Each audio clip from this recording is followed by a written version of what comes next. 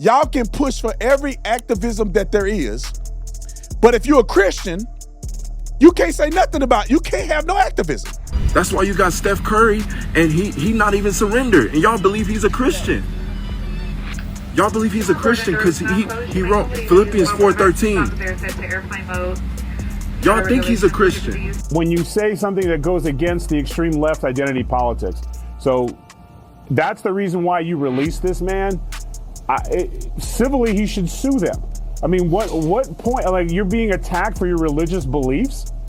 This is laughable. What he said. You cut him for that? Shout out to Verdict, best bourbon in the game. Give it a try. Don't believe me. Look at the reviews. We already in multiple restaurants. We're getting ready to get in the grocery store. One of the biggest, most prominent grocery stores in Arizona. And everything is going really, really great. Why? Because we took our time to make a real bourbon. Let me just say this real quick. I'm gonna vent just a little bit, bro. There's other people that just slap their name on stuff because they're a celebrity or they have whatever. Man, we took our time and we went methodically through sampling and producing the best bourbon that we could. Period. And this is why when people come to our booth and why people try the bourbon, they buy it online and they drink it. We go to the restaurants and we do a tasting. This is why people are 100% of the time, they go, oh, we got to carry this.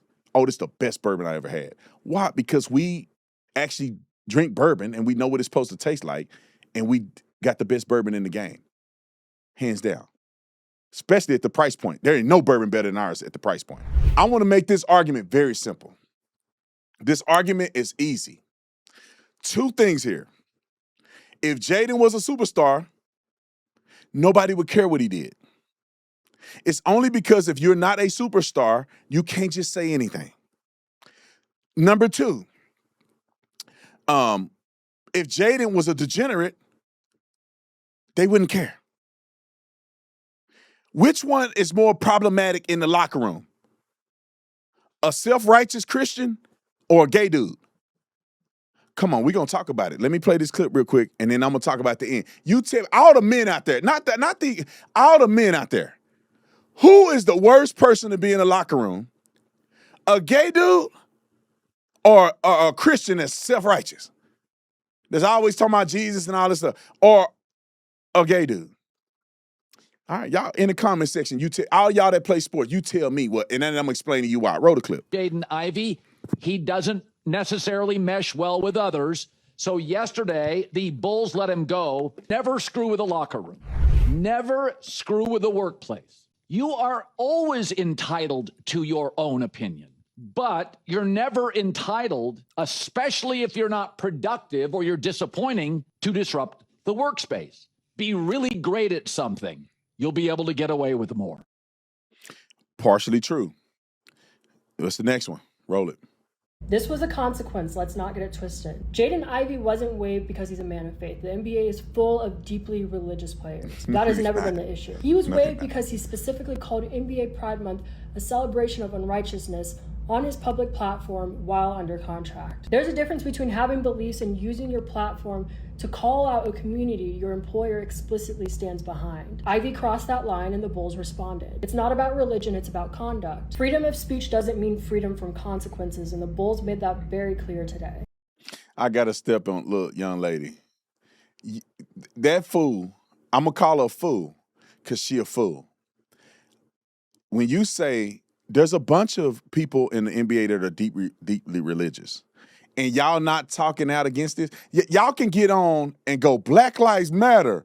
The NBA need to change the way they treat black people. Y'all can push for every activism that there is, but if you're a Christian, you can't say nothing about it. You can't have no activism, right? The NBA, the NFL, they need to treat black people. They need to donate money to black causes and Black Lives Matter and all this. And I'm for this and for that. And everybody got dashikis and I want to take a knee during the national anthem. And you want to do all this other stuff. But if you're a Christian, you can't push for nothing. I'm just saying. Talking about we got deeply Christian. These dudes Easter Sunday Christians. People ain't really living like that. Easter Sunday Christians. They getting drunk at the strip club and talking about they got a cross on their neck. They beating their girlfriends up. with a cross. Talking about, I want to thank my Lord and Savior, Jesus Christ, beating their girlfriends up. Got all kind of baby mamas. Every city they go to, they hidden girls in every city. I just want to thank the Lord, my Lord and Savior, for giving me a good game today. And then when you lose, you ain't talking about Jesus. Your Lord and Savior ain't there when you lost. But they so deeply religious. If they were deeply religious, they'll have a problem with this LGBTQ stuff too. But they gummy bear Christians. They ain't finna stand on nothing if they gonna lose some money. All right, come on. Last one. There is freedom of speech, but freedom of speech does not necessarily mean freedom of consequence. I also will remind everybody, starting from the sports perspective, your talent will make room for you. If Jaden Ivey was averaging 20 points and 10 assists right now, 20 points and 10 boards right now, we probably wouldn't be having this conversation. But because in January of 2025, he broke his left fibula, and then in October of 2025, he had arthroscopic knee surgery, and then again, he's missed the last 2 weeks he had missed, starting in February 21st after getting traded from the Detroit Pistons to the Chicago Bulls. As a result, averaging 11 points and 3 assists, his talent is not making room for him. Plus, if you're in the training room, we do not necessarily want to hear from you. We want to just see you recovering. So from a sports perspective, starting there, athletes, you know your talent makes room for you. If the talent starts to diminish. All right. So Acho, you admitting in NBA hypocrisy. That's fine. The NBA do what they want to do. It's a private business. But are you admitting that it's hypocrisy? That means if who a star? I only know LeBron James. Who a star? KD? Kevin Durant get on there and say, the Lord is coming back one day, and he can tell his head coach, you're going to hell if you don't do right. Man, they not finna get rid of KD. All that money they pay him. You think Tiger Woods, you think he never gonna golf again? Tiger Woods rode his SUV over with a DUI. He gonna be swinging that golf club. He gonna be a designated driver. I got that from Nick. He gonna be a designated driver here soon. Man, ain't nobody gonna stop his contract. You got dudes in the NFL beating their women up. Ray Lewis them was caught up in a potential murder situation. Man, they don't care. Beat your woman up. They'll suspend you for 6 games. They not finna cut you. Quit playing. Just admit that the NBA, just like we all know what's happening here. Let me say this. Acho probably had more to say, but let me say this. I got to get to the callers. I'm going to have to skip Leslie Jones. Maybe I'll get Leslie Jones. We'll just extend the show. Y'all want to hear me talk about Leslie Jones? Give me a 1 if you want to hear me talk about Leslie Jones saying that marriage is slavery. Or y'all want me to talk about it tomorrow. Put a 1 if you want me to talk about it today. Put a 2 if you want me to talk about it tomorrow. I'll get to it tomorrow. We got callers coming up too. But let me just say this real quick. Can we all be honest? When you the man, you can say whatever you want to say. When you're a bench player, they gonna make an example out of you.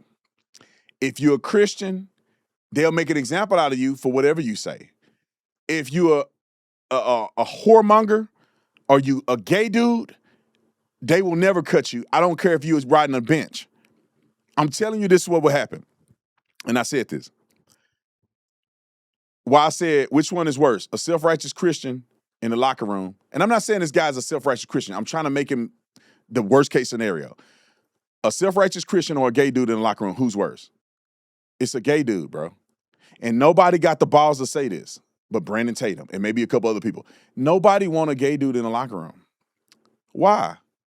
Because that's like bro culture 101. We in there having fun. I don't know, locker room maybe changed when I was playing. When I was playing, we talking about the girls we want, and I'm not saying it's right. I'm telling you what happens, all right? When I got saved, I kind of turned it off, right? Had my gospel music on, I'm just to myself. But in the locker room, bro, what we doing? We doing men stuff, right? We talking trash, we fighting, we popping each other with towels, we making fun of each other. I'm talking about making fun of each other. Dude comes to the locker room, bro, put a towel over that little thing. We know you ain't getting no girls. You know what I'm saying? We just mess with each other like that. It's all good. It's all good, man. And that's what you do in the locker room. But then the gay dude in there, it get weird, don't it? You like, Bro, like, I'm over here getting undressed and you just sitting in your locker. What you thinking about right now? Are you lusting over me, bro? I don't even feel comfortable being around this dude because I know he lusting. Tell me he ain't lusting. The fool like men. And you in the locker room, that's like a lion like zebras, right? They get eat them. That's what the lion wants, right? And you put a locker room full of zebras. That's what that is. That's like a straight man going into the volleyball locker room. What? For a young man, that you just made my day. I get to see these fine naked women in here. You crazy? I can't function. You know what I'm saying? But you tell me a gay dude just somehow he gay, he like dudes. I'm assuming a gay dude like dudes like women. Is that a fair assessment? That means that all the lustful things that men think about, they battle with when it comes to women, a man battles with that when it comes to other men. Like he look at him and be like, oh my God, that girl looks good. Another man look at another man and be like, oh my God, that dude, right? So let's get that established. You in the locker room with men who are in the best shape of their lives. At least 2 or 3 of them you got to be attracted to. And you telling me a gay dude turn it off when he go in the locker room. I'm straight now. And I'm gay when I leave the door. No, that dude in there, and now he can see all his favorite dudes he want to sleep with. He can see what they look like naked. It's the same thing if a dude was in the softball locker room. It's the same thing Leah Thomas was doing when he was in the locker room with Riley Gaines now. Why are we playing and lying to ourselves? Anyway.